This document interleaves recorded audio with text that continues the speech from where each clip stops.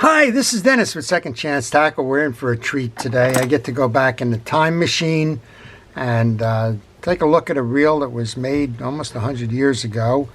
Do a little service on it, see if we can improve the performance on it, and see if we can't keep this one fishing again. These are my favorite style of the older bait casting reels because they do not include the level wind. They give a good performance, ease and simplicity of design and use, and well, still equipped with the old-fashioned Dacron line. This one is turning okay. Hearing kind of a grumbling going on in there. I'm just going to say that's probably the rubbing against the case. Well, what is this? This is the Biltwell number 2800, and if you go underneath here, you find out that it's made by the Bronson Reel Company, Bronson, Michigan, made in the USA. This reel was first introduced in 1929. The last catalog appearance was 1941, just before the onset of World War II. And after World War II, things changed dramatically from the mechanics standpoint and the like. This reel was discontinued. This reel, somewhere in the 30s, sold for about 85 cents, right? So 85 cents in today's dollars is not insignificant, but it was one of the lesser costing reels, or least expensive reels of the day. And well, it was made in hundreds of thousands. I don't know the exact total, but it was made in quite a few, and a lot of folks had them, and they took them out there fishing, and that's hopefully what we're going to be able to do again. We want to quiet that if we can. That's just kind of a grumble. There are no bearings or end caps that are adjustable here, so it's quite possible that there's wear going on inside here and it's just a spool rubbing up against the frame.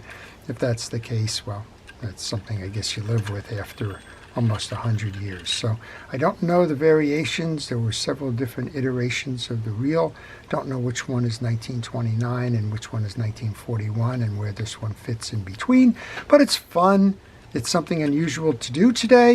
We'll give it a look. We'll show you how the reel is made, why it's so simple, and well, put some grease on the moving parts and see what it delivers for us. It's only 2 screws holding this side plate in. And while I take those out, I want to encourage you to subscribe to my channel. If you like fishing reel service and repair, if you like to understand about all things about fishing reels, this is one of the simpler ones. As I tend to say from time to time, fishing reels are simple. It's a big gear turns a little gear to turn something to collect it. On the bait casting reels, on the bait casting reels, we have this big gear turning this little gear on the spool. The spool turns to collect the line. On a spinning reel, you have a big gear turning a little gear called the pinion gear that turns the rotor to collect line on a fixed spool. Well, not much going here, is there, right? There's a big gear, there's a little hole or a slot for your spool. If we remove this side, we have a click mechanism, and although you can't see it, the click system doesn't work. If you look at the profile from this side, straight on, it looks nice and angular, which is what it should. When you bring it in, it should connect with the click ratchet on the back of the spool.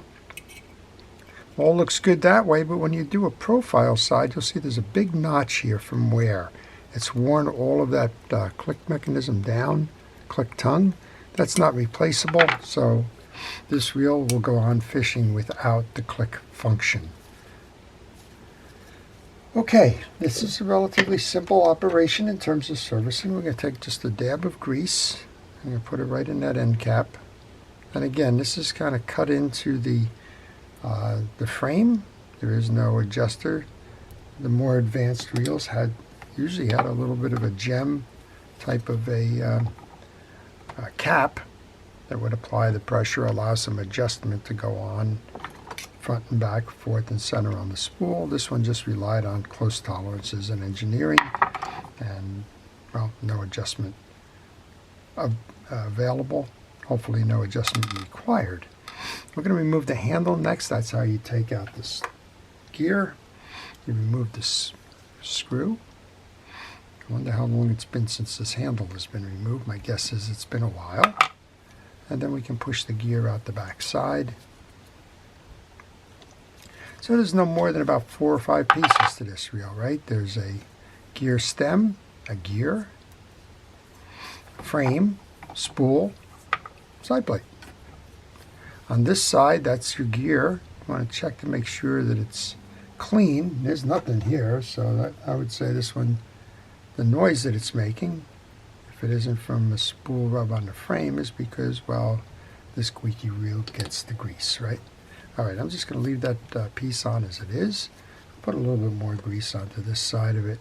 And unfortunately, as I mentioned, the click ratchet does not work. Sometimes that's called a bait alarm, but the bait alarm does not work. It's been used heavily in this reel, and it's worn off that tongue. You can remove the stud that's holding your drive gear. Do the same thing. Check the teeth. Make sure that they're all uniform. Nothing stuck inside of them. If you have any question, get a bristle brush. Pull through the teeth. Now, I think this is straight gearing and doesn't matter which side goes where, but I did note that this is the side that accepts the sleeve. So I'm going to bring that in here, and then a quick twist, and it will set that flush into that gear. Well, if you like these kinds of videos, if you have questions on them, if you'd like to learn more about these types of reels, well, first and foremost, one of the easy places to do that is to join a group called ORCA, which stands for the Old Reel Collectors Association. And they have a wealth of information on all of the old reels. Just about any reel you can imagine probably has a story in there somewhere. They've been in an organization for quite some time now, and they have quite a library that's been developed. A little bit of grease onto the stud here. That's going to ride on the inside of the case bushing. Just going to put it back together again. Isn't this easy, right? If your stud pops out, just hold it in tight while you go to put your handle on. Biggest problem with these types of reels is finding parts for them. You can imagine it's 100 years old. The good news on a reel like this, even though it's the first time I'm working on one of these, is that they were made in so many of them that there's chances are you're going to find one out there, maybe even in a broken condition, that you'll be able to use as a donor reel to get yours working again. I'm going to take that screw, which I've placed into a parts tray, and put that screw back on the handle. These are beautiful handles. I don't know what they're made out of. I don't know if it's some kind of a plastic or that.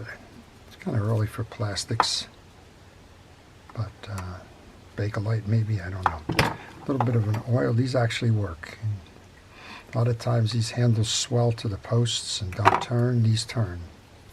Always a cool thing, right? One more thing. We're going to put a little bit of grease here. Even though we put the grease onto the stud end of the spool, we'll just put a little drop of grease there. I'm going to bring this back in, and, well, whatever becomes of this, in terms of limiting the noise, it's going to be what you get, because there aren't any adjustments on this one. Just trying to line up the screw hole right now. I'm going to use an awl as a centering device to do that. There's 2 screws that hold the side plate on.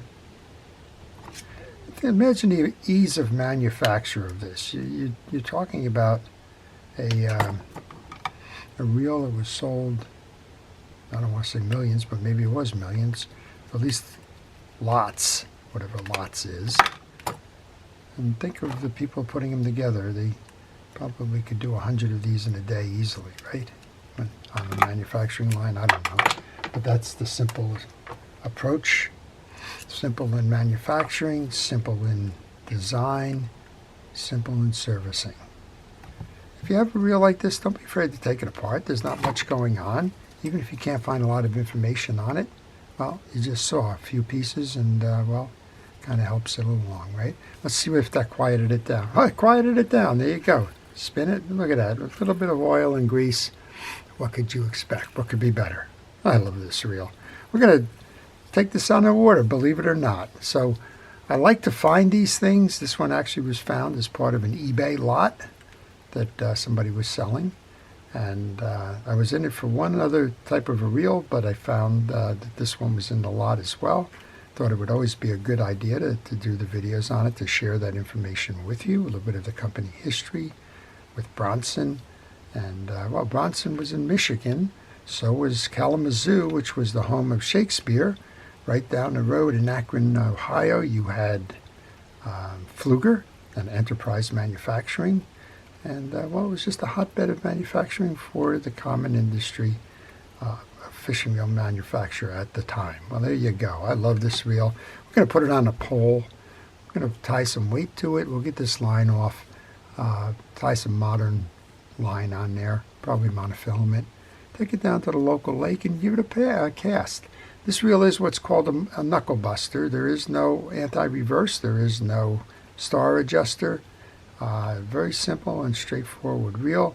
When you cast, this reel is going to turn backwards, and if your hand is in the wrong place as you're casting, you will get hit in the knuckle.